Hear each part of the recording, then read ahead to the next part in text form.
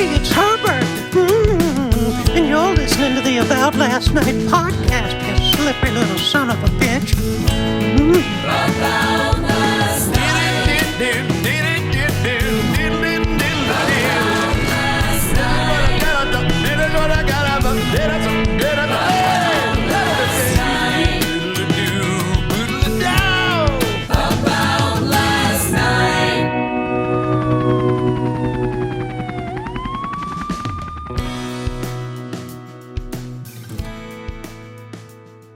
And we're back.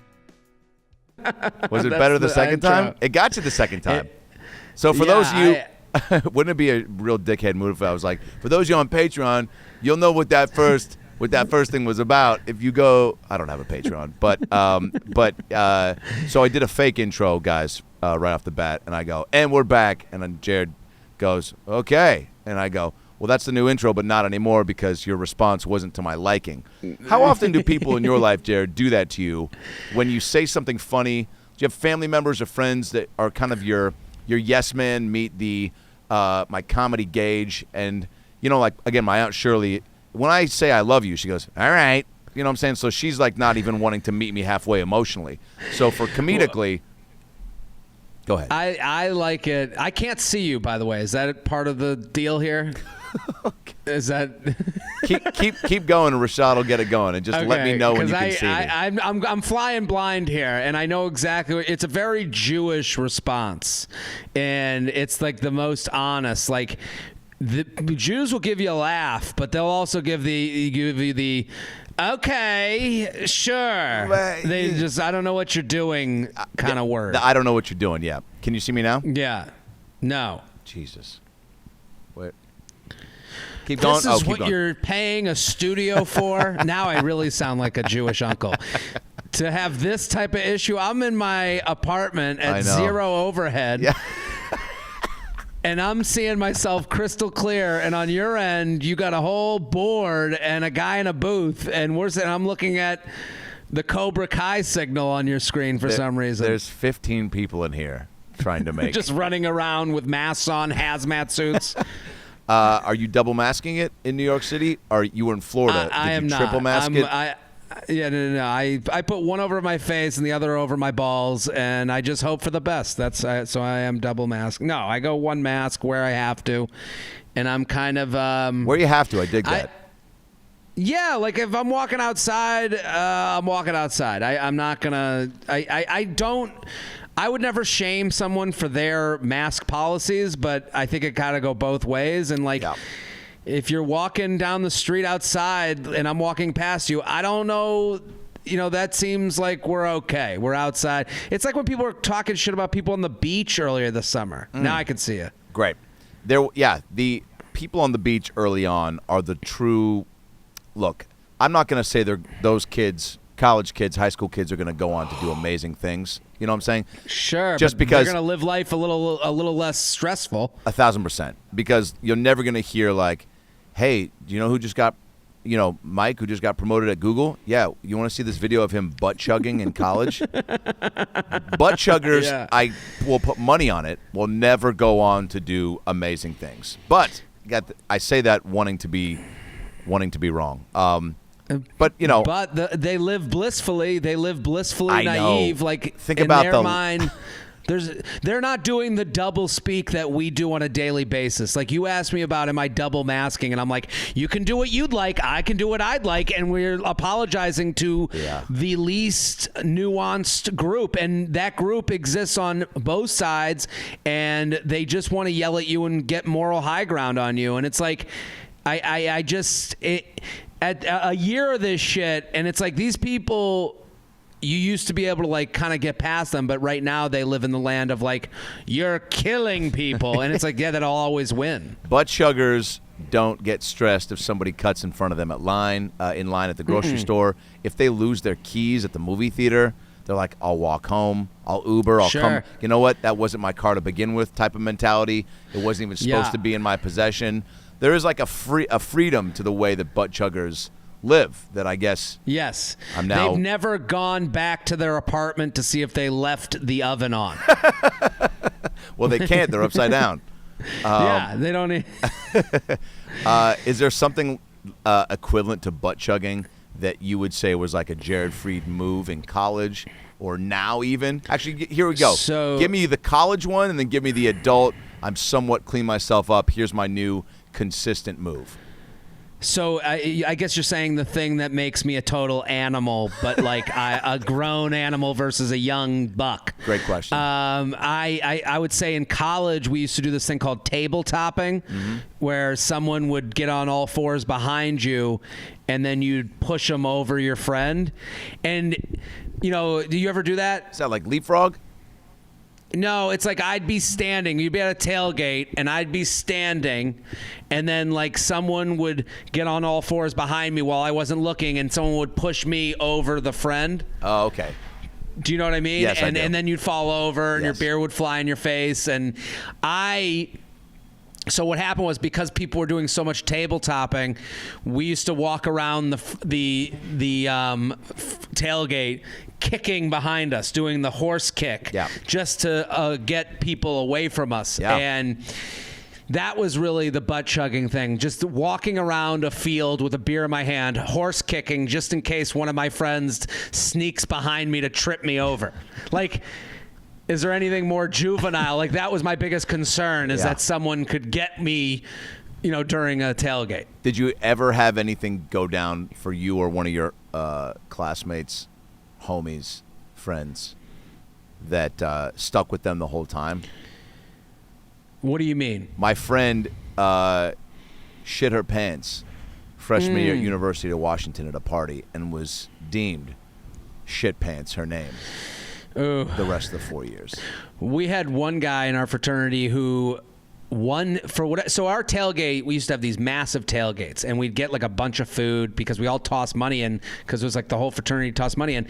And so we'd get this like spread, but the spread was so ridiculous. It wasn't your mom getting the spread. It was a bunch of college kids on Friday skipping class getting the spread. So we'd get like essentials like chicken, like burgers, dogs, and we made this like homemade cheese dip. But then we'd have this table of like, we'd do theme weeks, and one week we got a cake, like a full cake. We were just like, nothing was funnier to us than just the fact that a full birthday cake would be there, like, for no reason. Oh, yeah. And I remember someone got in their ideas that they should cake this one guy, just totally cake him. And like, the idea of getting a full cake to the head at a tailgate when you're like planning on going to the game, like, the day is ruined, but everyone else's day is hilarious because we get to watch someone get hit with a whole cake.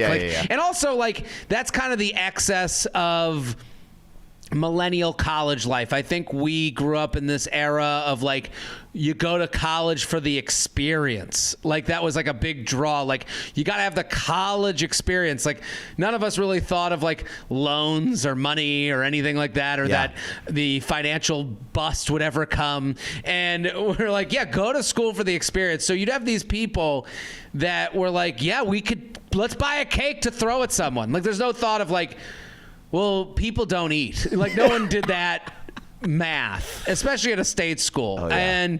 And I remember we caked this one kid, and then he was so mad about it. The advice I'd give to like any of my children is never get mad in front of a group of people, because people will want to see you get mad again, because then we just caked this guy every single week to the point where it was like you'd have to hide the cake. And like, it was one of those situations where he would never be in on the joke. He was always mad about the caking. Oh, man. What flavor? Yeah.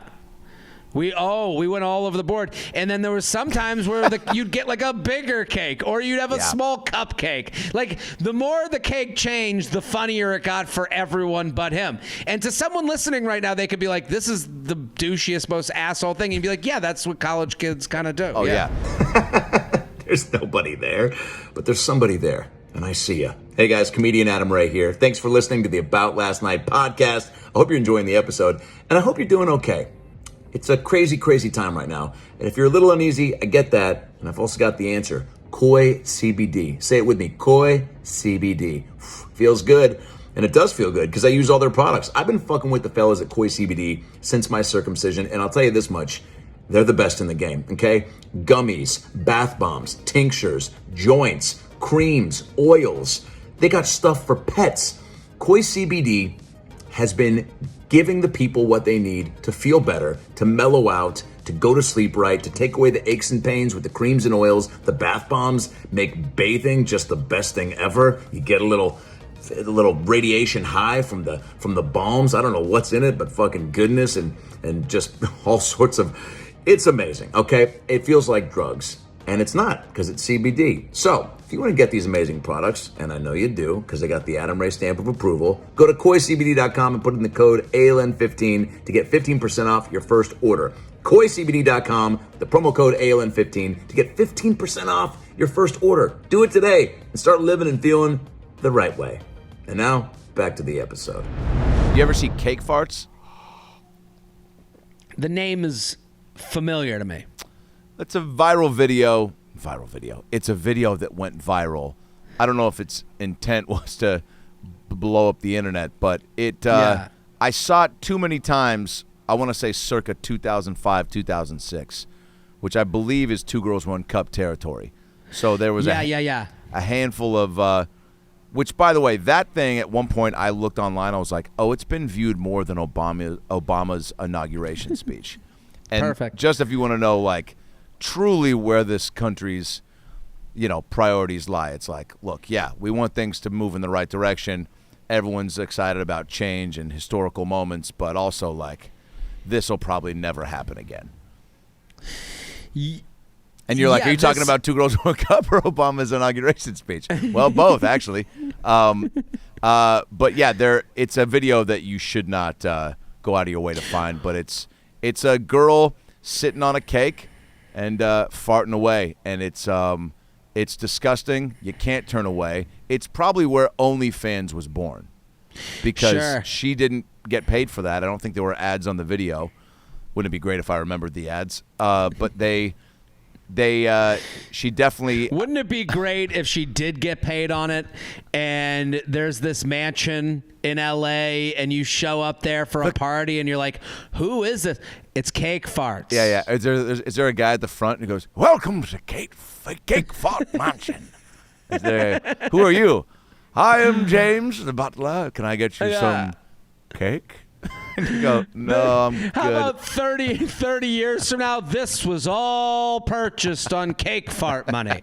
The whole Cake Fart institution. You hear about, the Walton family that like has their, her like, kid. this is the Cake Fart family. Cause my grandfather, his big thing was like, whenever my grandfather loved hearing about rich people, and he loved, are they Jewish? That was his first question.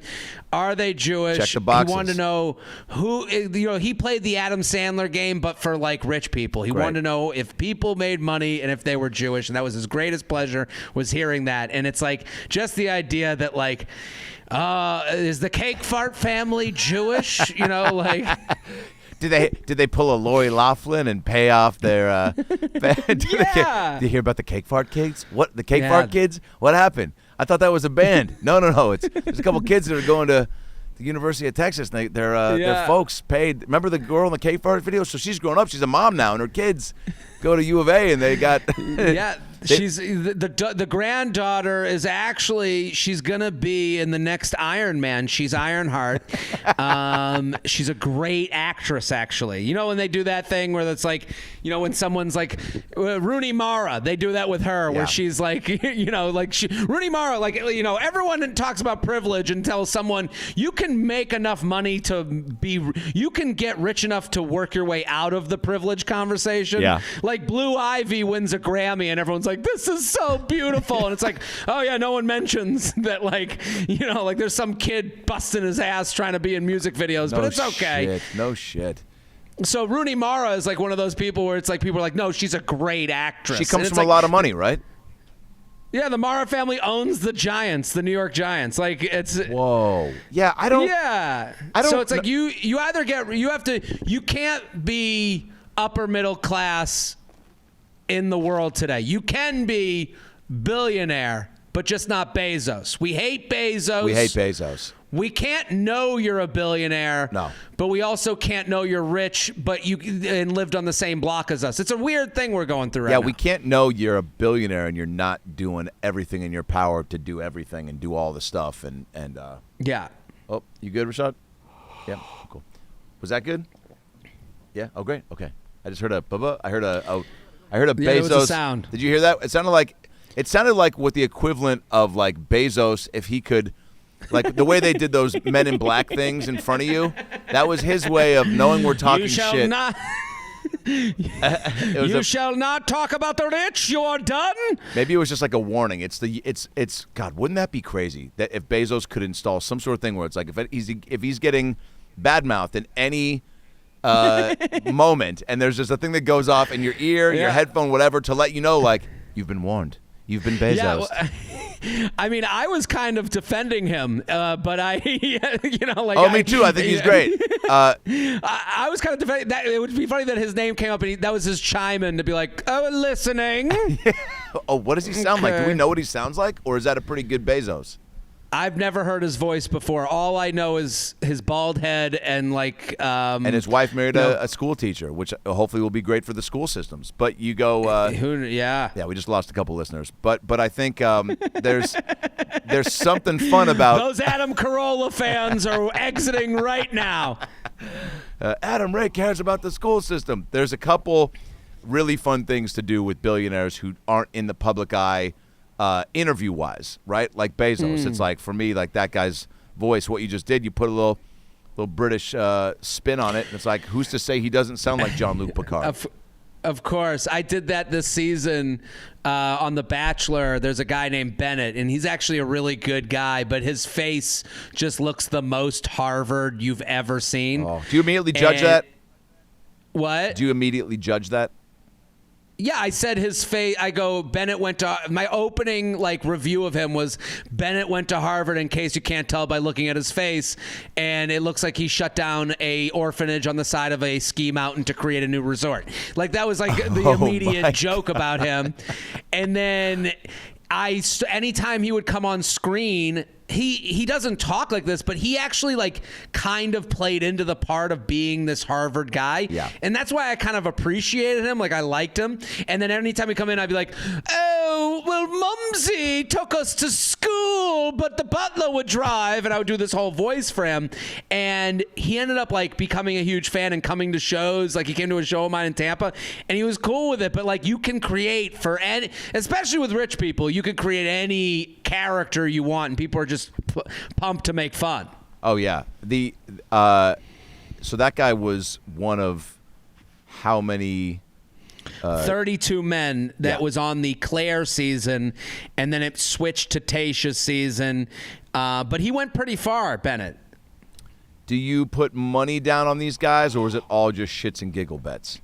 I'm investing my career in this show. I yell at it every Monday night on my Instagram stories. I know it's amazing, and it's honestly it's the reason the show should stay on the air. Thank you. Oh, yeah. What I love about it is it's an event that people tune into live. So, and I can make it my own by yelling at it and, making jokes. And I add TikToks on there with my face onto inanimate objects. And it's become, so I am invested in the popularity of the show because I want it to do well so that I do well. It's brilliant. I used to, on the road late night, do that for infomercials, right? I would just I remember. Oh, cool. Yeah. And a few of them I would do and just be, sometimes you're dialed in on a rant or a whatever where you're like, man, I got in all the right jokes, the right things happened on screen that clicked in perfect time with my brain, and I got about 40 to 50 seconds of really funny stuff. And and that's always cool. And then you see people's response to that, and I'm sure that's what happened, right? You probably started doing it a few times for fun, and then people were like, oh my God, right? And then did that make you have to invest even more so, or were you already invested from the get-go, or was it truly just for fun? It started as dudes watching rom-coms, right, and I would do it for rom-coms. Oh, that's even better. Wow. Do you still do that? But I would do it if I have a Patreon thing. If I get to a certain amount of subscribers, I'm going to do. Dude, I would love to join on that because there's love me a good rom-com, and so many I've just now started to see because of my girl. I'd never seen Failure to Launch. We should do that, dude. We should do this as a show at a movie theater, and we do it like. Jared, we do it like. I'm so down. I did this. How much fun with Carolla? Actually, he did the show. He only did it like 4 times, and we did it twice in Arizona, where we watched old '80s movies. Right, and one was, and he's big on that. And we go through, but stop and start, and one of them was with Stallone. So I kept starting and stopping, and then I just started doing Stallone, doing like telling stories about what that was the time when I remember we were on set, and I started improvising, and so it was like, and then we'd stop, but we were just basically doing commentary over the whole film, dude. It was awesome. You and I would murder that, dude. We should do it because I right now I have it for what's the what's the one I said I would do? I would do where she's the Princess of Zenobia. Princess Diaries. Yeah.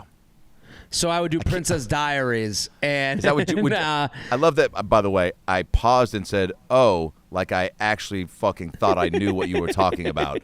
But Princess Zenobia, I was thinking of Neverending Story, but I'm like, not a rom-com. But there's probably someone out there being like, dude, Valcor and Trejo, we're going to fuck. We just didn't get to see them in the credits. And you're like, touche. Yeah. All right, so Princess Diaries, that's Julie Andrews and Anne Hathaway? Anne Hathaway, and that one's a fun one because there is some ridiculous parts in there. And another Carolla guy, the comic, he's in there as the makeup artist, or he was in Seinfeld. He's like he's been around forever. Love it. Yeah, do you enjoy the Hallmark, Lifetime I've rom-coms? watched a couple of them. They're just too. They're so written for women. Like with a lot of these rom-coms, because they're so written for women that man. Like I it's hard to get into. Like the rom-coms at least have that like one doofy friend that like is literally written for me to connect with the movie. So like at least I can have that. The Hallmark movies, I remember I watched one where a guy was living next door and he snuck in the house and he just like grabbed her underwear out of her drawer, and you're supposed to be like, oh, this guy's a creep. And it's like, if that guy was willing to break in for the underwear, he's not just grabbing it and going. Like as a guy, I was sitting there being like, he'd have them on, he'd be eating them, he'd be, like wearing them on his face while putting on her lipstick. Like the idea that it was just a grab of the underwear, and that's all he needed. He was treating it like he was at the gas station and went back for gum. It's like, no, dude. Yeah, you know what you were in there for. So stop, take a beat. Enjoy the moment. Smell the roses. At that moment, this is written for a woman to like enjoy, not for like any truth to be like in here. Now what? Because the truth would be too gross. Were you hoping though that if he elongated his stay, that he was going to get caught by the mom, and then she'd be like, "Well, since you're here," because that's where my brain goes. Sure. I mean, that's the problem with dudes watching rom-com is like when I would do these, and now my girlfriend will like sit with me while I do them, and like I used to like sometimes you go into your dude animal brain where you're like, oh, like at some point I'll be like, wow, this woman is gorgeous, and then the bit I do now is I just keep going on and on about how beautiful this one woman is to the point where it's like gotten gross, and just waiting to see when my girlfriend will get annoyed and be like, shut up, it's enough, and people fucking love it. So it's like these bits have kind of formed. Yeah. Today's episode of the About Last Night podcast is brought to you by 5-4 Clothing and the Menslo House. If you know anything about me, you know that I like clothes. I love to buy them. I love to wear them. That's what they're for. And you only look good if you feel good, right? That's where 5-4 Clothing comes in. I've been fucking with 5-4 Clothing for years now. They got this company, Menslo House, that's got 5-4, New Republic, Grand Running Club, and Melrose Place, all under the Menslo House banner, and it's a baller clothing company for dudes. They've got t-shirts, shirts, jackets, sweaters, jeans, pants, shorts, activewear, shoes, accessories, and more. And what you do is you give them your sizes, okay, your fit and your style, and they curate the perfect package for you and send it to you monthly. If you want to join the club, the Menslo Club monthly, it's $59 a month, and you get over $240 worth of apparel. Again, it's the shit. There's other brands out there and companies that do this, but I only fuck with the Menslo House because, well, they're the best. The clothes always fit me perfectly, and I always get compliments on the jackets, the shirts, just got some new hoodies and pants, and they fit me to a T, and that's what you want in your clothes. So, got a special deal for you guys right now. If you go on over to themenlohouse.com, MENLO MenloHouse.com and use the promo code 40MENLOALN. You're going to get $40 off your first month for your discount package, okay? $40 off the first month. And that includes the Arrowhead button-down plus the Cali Chinos and more. So go to themenlohouse.com, use the promo code 40MENLOALN, 40MENLOALN, and get $40 off your first month, all right? Start looking good and feeling good, and you can't do that unless you're in 5'4" clothing. Is there something during the pandemic, Jared, that you, I don't know, that you learned about yourself now that we're, like, on the upswing of it? I mean, you just being in Florida doing sold-out shows, like, that wasn't happening fucking a month ago, right? It happened a month ago. Oh, it did happen a month ago. All right, so yeah, that was all right. We'll edit this out. So, Jared, what's your favorite color? Well, that's the thing. Well, that's the thing of, like, I've abided by the laws of every state that I've done shows in. So, and every state is different. We live in Europe now, and even the sensibilities are different. Like, I went to, Des Moines, Iowa, and it felt like I was in Amsterdam. They were just like caution of the wind in bars, and it's like, it's nice that we're connected through social media, but, like, it's not, you only get to look at people's lives through a keyhole. So, like, the thing I've seen, like, where it's like Florida, my parents live in Florida, and they see people in wheelchairs inside of restaurants at tables of 10. So how do I expect my parents to feel the same amount of fear as New York people who are walking around like they're on a bread line? Like, it's like you're a product of your atmosphere. And it's interesting because, like, we were talking about the beaches in the beginning with the butt chugging. Like, people would look at these idiot Floridians on the beach, and then I was on the beach and I'm looking up from the water, and you look at the perspective and it looks like everyone's humping each other. But because on a beach, if you've ever taken a picture on a beach, that's how it looks. They could be 6 feet apart, but if you take a picture from the water up, the perspective makes it look like they're on top of each other. So it's easy to sit in New York and go, look at these fucking idiots, because you get to feel like you have moral high ground. You get to, and when the reality is, this year has shown us that there's tough conversations that we can have with people we know. So you can talk to your uncle, dad, brother, sister who voted differently than you, that disagrees with you politically, but instead a lot of people choose the easy route of trashing someone that they see that they went to college with 20 years ago. Like, that's an easier thing. So I actually put out a stand-up special, and it's all about the social anxieties like that of 2020. It's basically because I'm not a political person, but it's like you're kind of forced into this political conversation with everything. Yes, it's impossible to not address. If you are I don't want to say a true comic, but if you are someone who's doing it consistently enough to where you are not immune to what's happening around you, it's impossible to not address it in some form. Brilliant move on your part to do the special called Socially Distanced? Socially distanced, of course. Yes. And it's all about just like the social stuff of 2020. I put it out because I had like 20 minutes of material, and I was performing on street corners in New York and doing the outdoor shit. And I was like, you can't just go, just like you're saying, you can't just go on stage and be like, so dating, huh? Like, no, there's a global pandemic. You sound like a fucking idiot. Yeah. And if you do say, so dating, huh, talk about the stories of your friends that that are Zoom dating. Or I had a buddy that went on a Zoom date, and then she pulled it back to, hey, you know what? Actually, after about the 5 minute of Zoom, she was like, let's go outside. And he was like, fuck yeah, I love that we're taking this up a notch. Maybe, who knows, maybe there's, an in-person, maybe we'll get real close. And she's like, do you mind standing on the other side of the street? And we'll FaceTime each other. And he was like, this is not going to work for me. Like, this is not going to be our story. I mean, I talk a lot about dating on my podcast, and the central theme of this year is like, you're getting to know people quicker whether you like it or not. Like, you are put face to face with, are we compatible in a very serious, in the ultimate of conversation way?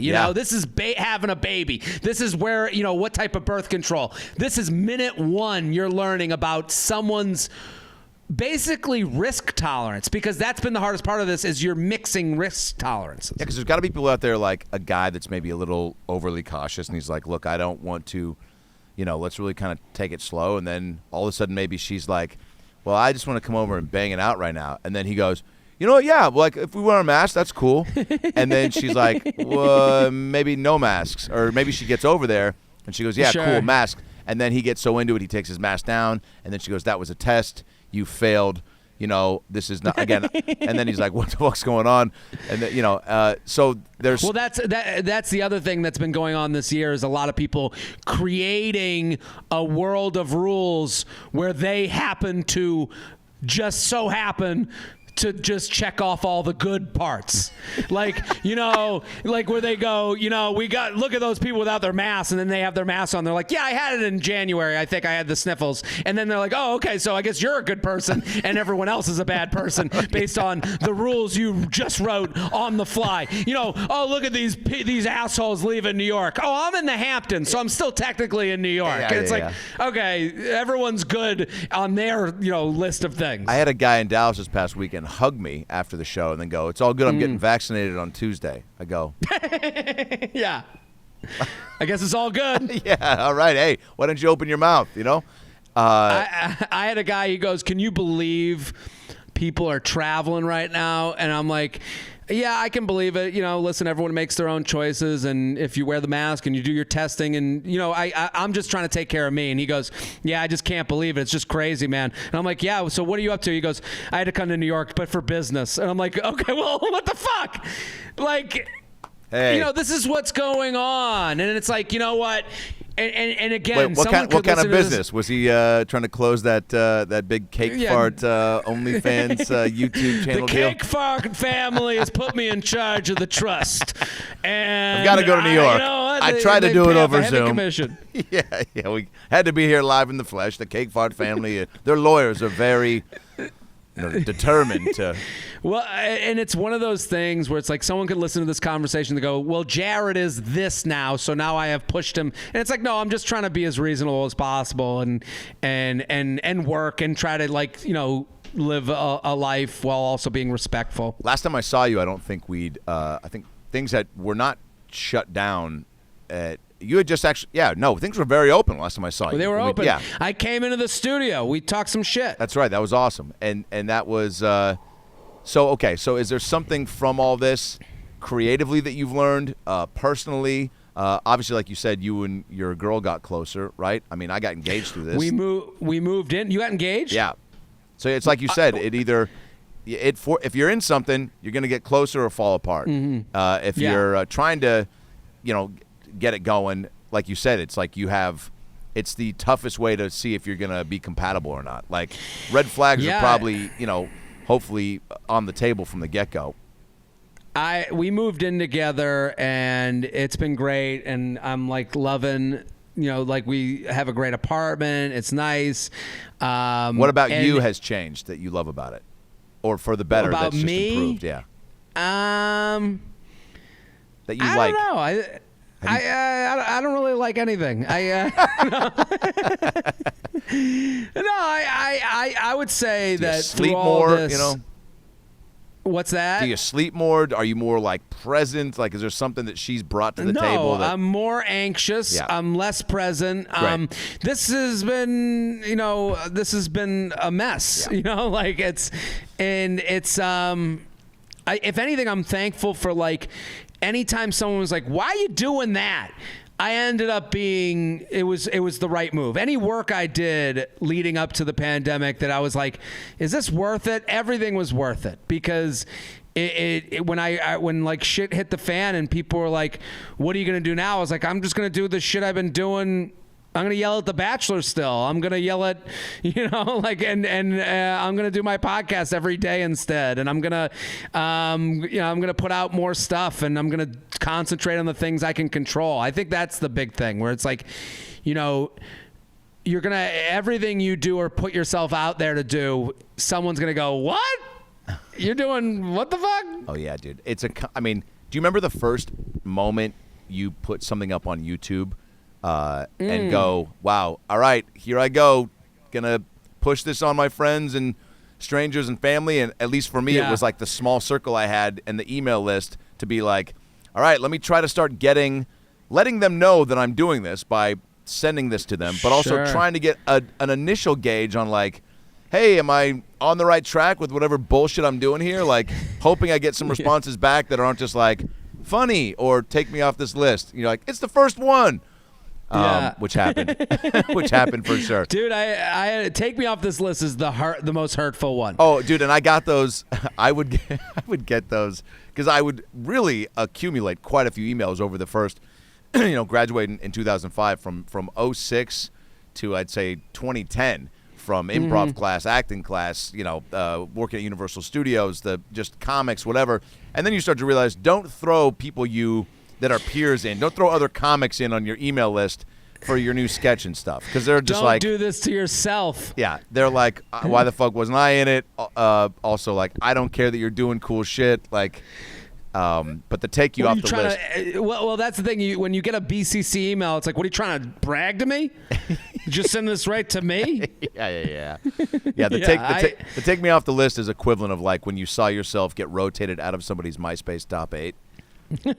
You're like, dude, you don't even off the face of the earth. Like, you don't even know Hillary Clinton. Why are you putting her in there? So the special, how different was it? First of all, I haven't watched it in its full entirety, but all the clips you posted are fucking great. You're just a a great comic, and your energy, your joke. You have all the. I just saw Mark Norman in Dallas after one of my shows, and you're in the same boat as far as like. Your guys are just dialed into like who you are, your joke style, your delivery, you're likable. It's like you're checking all the boxes. So, dude, thank you so much. Yeah, that's man. Way too kind. No, man. So to do something really specific like this too is also smart, because you're like, yeah, I might still always be able to have a couple things that if you are talking about dating moving forward and be like, it's not, it's like during the pandemic, you could probably always reference this time. I don't think you have to shelf life the time of what we're going through. But yeah, it's definitely more pertinent now than it will be, and I think the fact that we are kind of coming out of it more or less, people are in a spot now more than they were 2 months ago to laugh at what's happening. Don't you think? Yeah, I was looking at it like, listen, I hope this material is aged out in a year from now. Totally. I hope. Oh, yeah. I hope. And then I started seeing jokes like when I was doing shows like around New York, where you'd see like my breath smells in the mask joke, and you're like, I'm starting to rehear some of these things, and I'm like, okay, why don't I get out with this? And I never put any stand-up out really like this. I've put out an album, but I was like, I got 35 minutes. I got 30 minutes. I'll put in some interviews. We'll zhuzh it up a little bit, and it's a piece, like it's like it's, and then I was like, I really was like, I really do feel strongly about empathy, and I think there's also so many people, like, I'm so not political and so not on either side of things, because I have parents that are more conservative, I have friends that are more liberal, and I kind of want to pick and choose. I think belonging to a party is kind of an insane thing, and so when all of this stuff became politicized, I was like, oh, I think there's a lot of people thinking like I'm thinking. I was like, I think I'm talking about something in a way that people are actually afraid to even say, because when you're not right or left, there's no team that cheers for you. There's nobody that's out there on social media, because when you're on social media, it's I love or it's I fucking hate. There's no like, like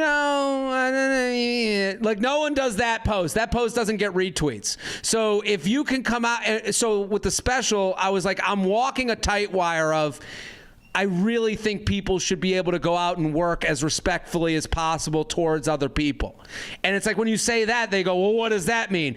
And I go, well, if you can wear the mask and you keep your distance, I think a restaurant should be able to, be set up in such a way where they can warn you before you walk in, and at least they can let people walk in who want to walk in and have people not walk in who don't want to walk in. And when you talk that way, someone in the corner goes like this.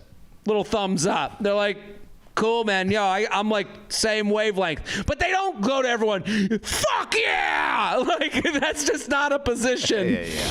Hey guys, Adam Ray here for the About Last Night podcast. Ooh, baby. Look, sleep is something we all do.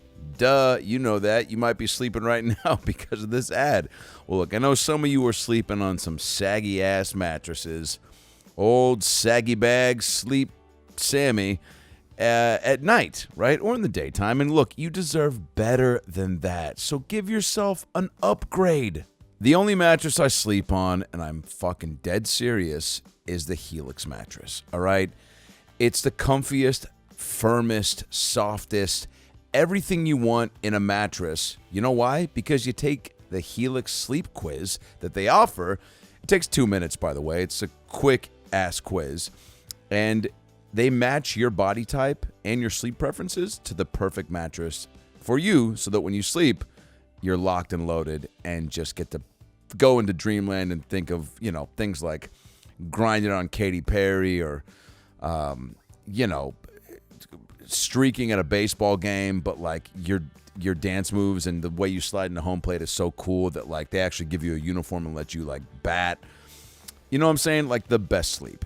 You shouldn't buy a mattress made for somebody else, all right? Helix has soft, medium, and firm mattresses, and even mattresses that are great for cooling you down if you sleep hot. And I'm a hot sleeper, which sounds like a humble brag, but I actually fucking toast up, and I'm always needing to declothe. Prove it. Easy, perv. So having a mattress that cools you down is ideal for me. I took the Helix sleep quiz, and I was matched with the Queen.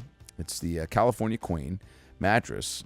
And I wanted something that felt soft, medium, and firm. And I want to sleep on my side, my back, my stomach, and move around like we all do, right? No one's stuck in one spot unless you're a vampire. So look, if you're looking for a mattress, take the quiz. Order the mattress that you're matched to. And the mattress comes right to your door, shipped for free. Who doesn't love that? And you don't ever need to go to the mattress store again. Because mattress stores are lame. No one's meeting anyone cool. You know what I'm saying? The guys who sell the mattresses at the store are like car salesman, but creepier. They're like, so, yeah, how do you like to lay down? You're like, easy, Gabe. So just go to helixsleep.com/about last night.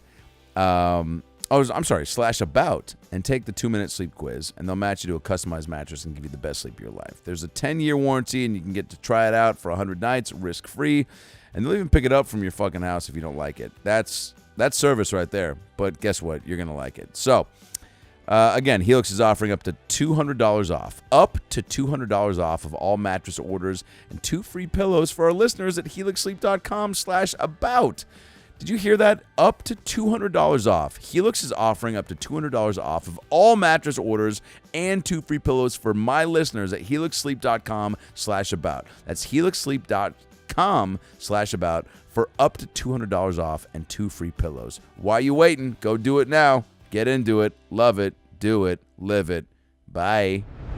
And so all these things, like, I'm talking about the way people speak to you, where they're defending themselves. That's why it's called socially distanced, of course, where people will say, yeah, I went to a barbecue. It was socially distanced, of course. You're defending yourself against a person who's trying to get you. I know. You're not defending yourself against me. When someone says that to me, I'm like, you don't have to fucking, so I'm not Big Brother here. And it's like all of us, and it's like those people, the person that's like kicking and screaming at Walmart gets publicized, but there's less of them and there's more of us just trying to eat, sleep, fuck. That's all we're trying to do, and we're trying to do it comfortably with a little extra shekels in our pocket. So that's how I'm talking. And I'm like, when I had all that material on that, and I'm like, well, I'll put it out there. Let's see who agrees. And it's been like glowing, the response. By the way, Eat, Sleep, Fuck were the rival cereal trio to Rice Krispies, Snap, Crackle, and Pop.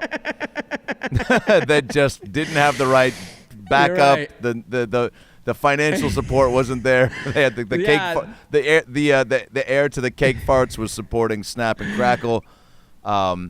Eat, Sleep, and Fuck got so coked up that they really never got into the industry. They really couldn't get it together. Also, let's be honest. Rice Krispies ain't anything special. You know, it could always use a little bit more toppings. Well, that's in but any cereal. Eat, Sleep, Fuck was just all flakes, you know, and it's like, dude, you need something, whether it's berries or candied yams. Go ahead. Well, Rice Krispies, any cereal that you put a side of sugar next to it is a bad cereal. Yeah. You would serve it with sugar. Yeah, don't put it there being like, look, man, we're going to put this here. You're probably going to put it on. We're letting you know how bad it is by itself by just putting this giant jar next to it, and you're like, what am I supposed to do with that? And you're like, fatty. Yeah, you're gonna do it, you fucking loser. Yeah, that's why French toast always beats waffles or pancakes. Yeah. It's listen, that's just the way it works, people. If you disagree with that, you can email me at gofuckyourself@gmail.com. Before we got a few more minutes here, I do want to piggyback on that point, which I love, of the people defending themselves being like, and this just lets you know the shortage of things to talk about.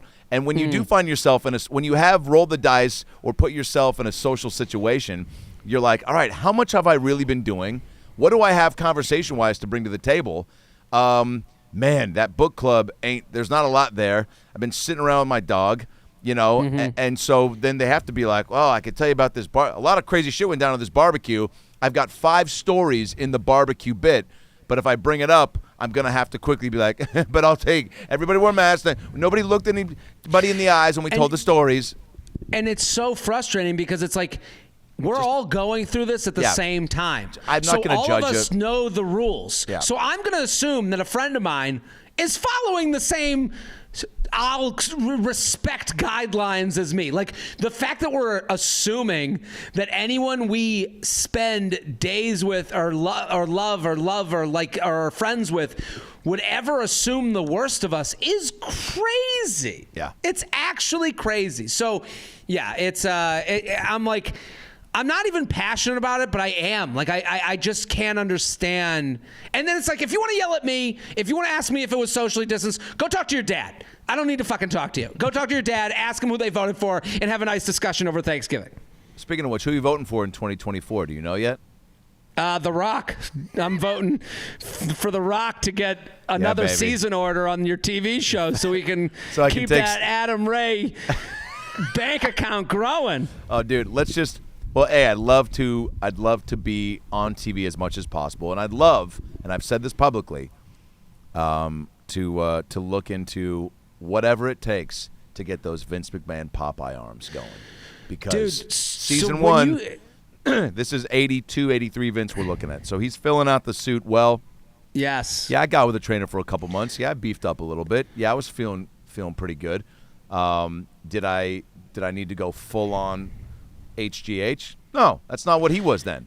But everyone thinks of Vince at any time in the mid-late 90s, which I don't know if we would skip right to that in season 2. I bet it would still be mid to late 80s to where he starts to become more of the part of the picture. Still jacked up, but man, like, who knows? All I'm saying is that I want to petition for something. Please. Can I play Shane, your son? I want to play Shane O'Mac. I want to play from the mean streets of Greenwich. I want this. I need this. I've got some pull. Okay. We'll see. There's. I'm going to the Atlanta Punchline at the end of May, and we, DJ and I have locked in some time to kick it during that time. So if that happens, I will put it out there in the universe, in his universe, that I got a buddy who loves The Bachelor and loves this world that you have made a life in. Well, he's tweeted at me a couple times. I know. So did you meet him before this show? No. Are you allowed to say? We met through Instagram. And that's how he found you for the show? I mean, no. Well, no. We became homies before the show, like just through Instagram, then text, then he posted some of my shit, and then it was just like kind of a loose thing like that, and then getting the show took everything up a notch. But it's such a weird thing. I got the audition separate from that, and then I'm sure it didn't hurt that we had a little bit of rapport going, of course. But also, he's not. I wholeheartedly believe that I didn't get it because of that. Because look, at the end of the day, like especially someone in his position, and for a role like that, he's going to pick who he thinks is the best for it. Even when I went in, you know what I'm saying? Like, so, or listen, dude, I live in that. I'm in the mindset of, and my dad always said it to me growing up, and he says it to me to this day. It's nothing personal. It's just money. So The Rock puts you in his show to win, to make money. He doesn't put you in the show because he thinks it will make it a worse show. There are no favors in anything. Yeah. Yeah, I know. It's I even asked Paul Feig that once after the Heat. I was like, man, I know some of these bigger dudes that I went up against, and he was like, I go, why? He goes, well, I didn't need somebody, famous for that part. I was like, for sure, and there's a different way you could have said that. But no. Yeah. But he goes, no. He goes, you were the funniest that came in, and I was like, oh, cool. And in my eyes, I forgot that was even a consideration because I'm just like, I don't know, the amount of things I'd lost out on to guys with just stacked resumes that I'm like, which, by the way, I know that also factors in. Because it's also an experience thing. There was a job I lost out on when the guy had, his IMDb needed a second. You got to scroll down. And it was just backlogged for like 15 years. And you go, yeah, that guy, yeah, he should only a handful of things for me. So who are you going to trust, But are you sending in tapes? Are you going out for things during this time? No, yeah. I'm not an actor. It would be disingenuous. But I watched the clips from the special and just your overall demeanor, and even just on the pod, I'm just like, there's you're honing in, what you are and have to offer so much that it if someone came to me and was like, and I would have to work 30 times as hard just to be okay at it, but I appreciate what you're saying, but I would go into an audition with Paul Feig, and I'd be like, the whole time I'd be going, I love heavyweights, man. I love heavyweights so much. I remember you as the counselor, and I would pray that would be enough to get the part. Is that I was the only one that came in knowing he was in heavyweights, and that I don't think it would hurt your chances because I brought that up pretty early too. But I was already on set. So you already had the job. I waited, yeah. yeah. But then we just geeked out all about it. Hey guys, Adam Ray here for the About Last Night podcast. Hope you're enjoying this episode. Obviously, it's a very difficult time for everyone right now. We're all challenged in finding a day-to-day routine that makes our lives consistent and awesome. And if there's something that's interfering with your happiness right now or preventing you from achieving your goals, BetterHelp Online Counseling is there for you. BetterHelp is a professional counseling service, online, private, and it's so convenient. I've used it for a little bit now.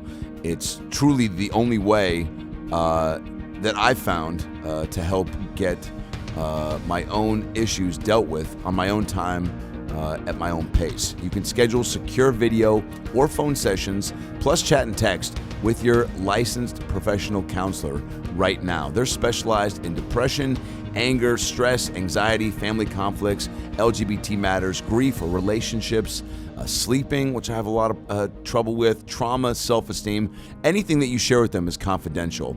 And guess what? If you're not happy with your counselor for any reason, at any time, you can request a new one for no additional charge. There's 3,000 U.S. licensed therapists across all 50 states, available worldwide. And again, there's 4 ways to communicate with them: text, chat, phone, and video. You can start communicating in under 24 hours. It's available on any desktop, mobile web, Android, and iOS apps.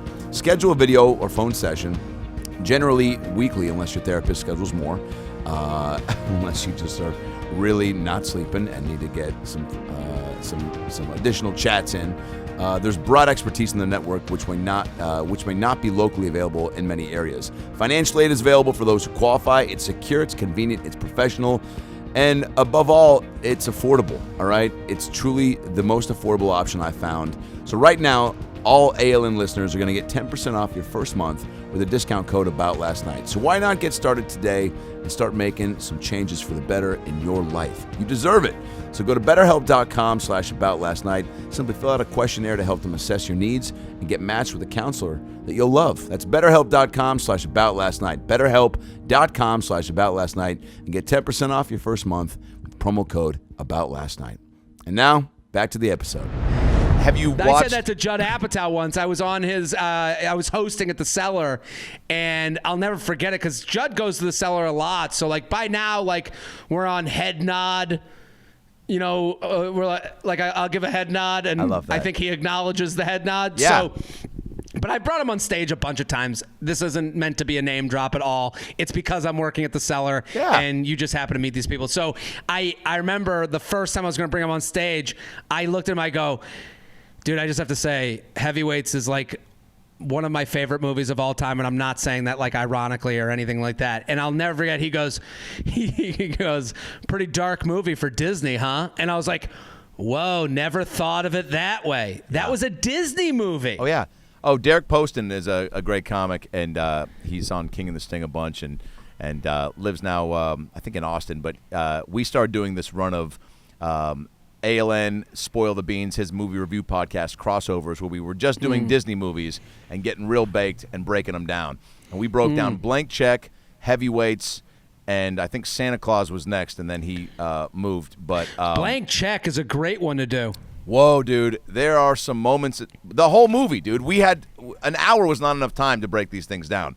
But in Heavyweights, it's so funny because there's so many things, and the way Stiller treats these guys, and even the dad, the opening scene, the dad brings in a guy, almost like an intervention guy, to be like, you know, and it's like, hey, you're too fat to even like be on the bus, and she's like, what? It's 6 a.m. What the fuck? Who are you? First of all, and dad's like, hey, shut up, fatty, and he's like, what? And he's like, this is for your own fat interest, and he's like, yes, and it's just very abrasive right out of the gate to get you to be like, I want this kid to win.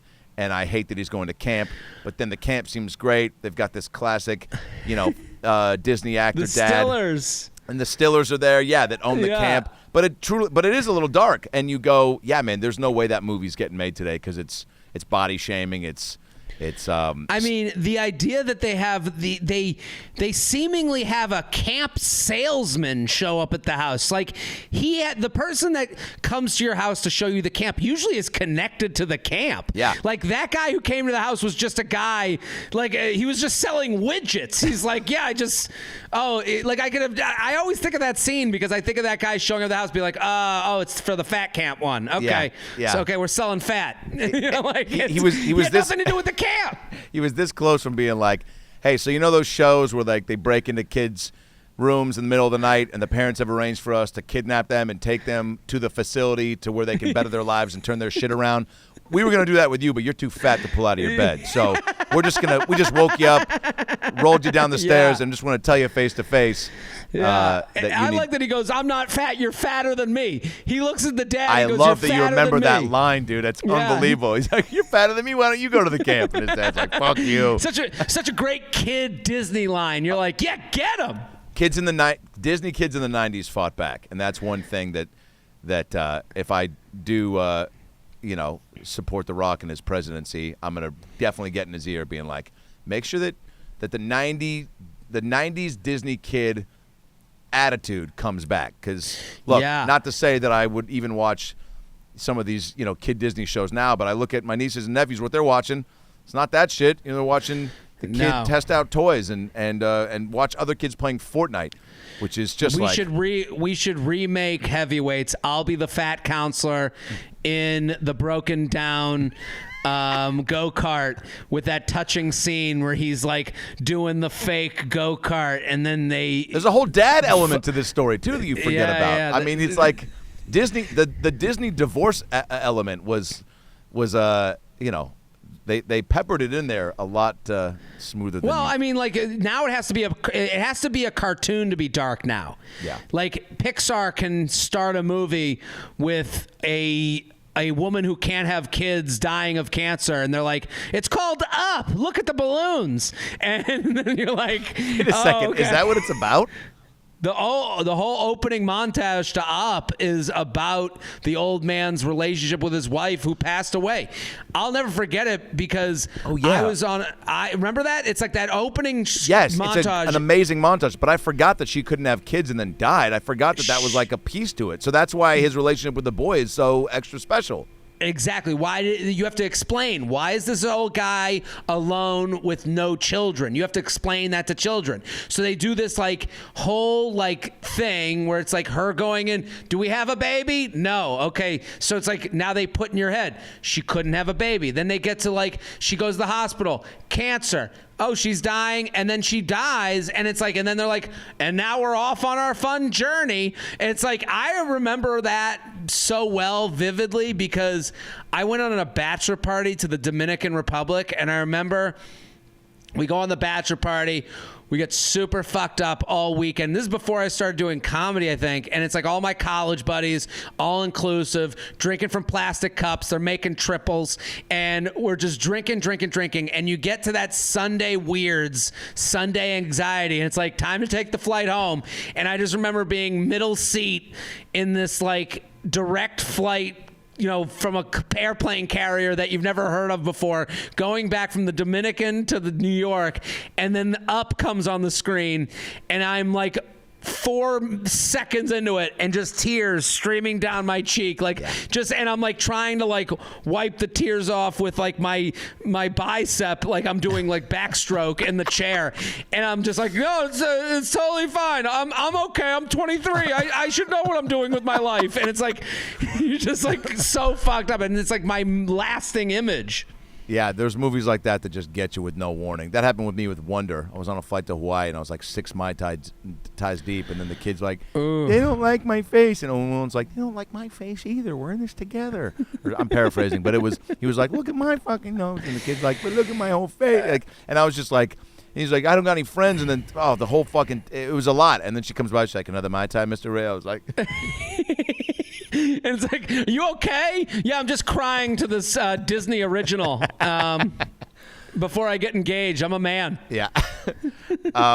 You are a man.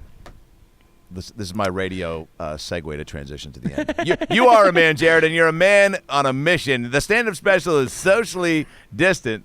Socially distanced. What again? There's a longer title to it. Socially distanced, of course. Of course. Available on YouTube. Type in Jared Freid plus socially distanced, of course. The podcast is J-Train, which is a top comedy podcast that takes concerns and questions and letters from the fans, and you help them get to the root of what's going on. We help them. You're coming on. We're going to do an episode. It's a blast. It is a blast. Thank you for having me. And this was a blast. Always a pleasure to talk to you, buddy. Always a pleasure. You're at Jared Freid on the gram and the Twitter. And that's right. I don't know if you've signed up for the Clubhouse yet, but I'm on there, but I don't know. I got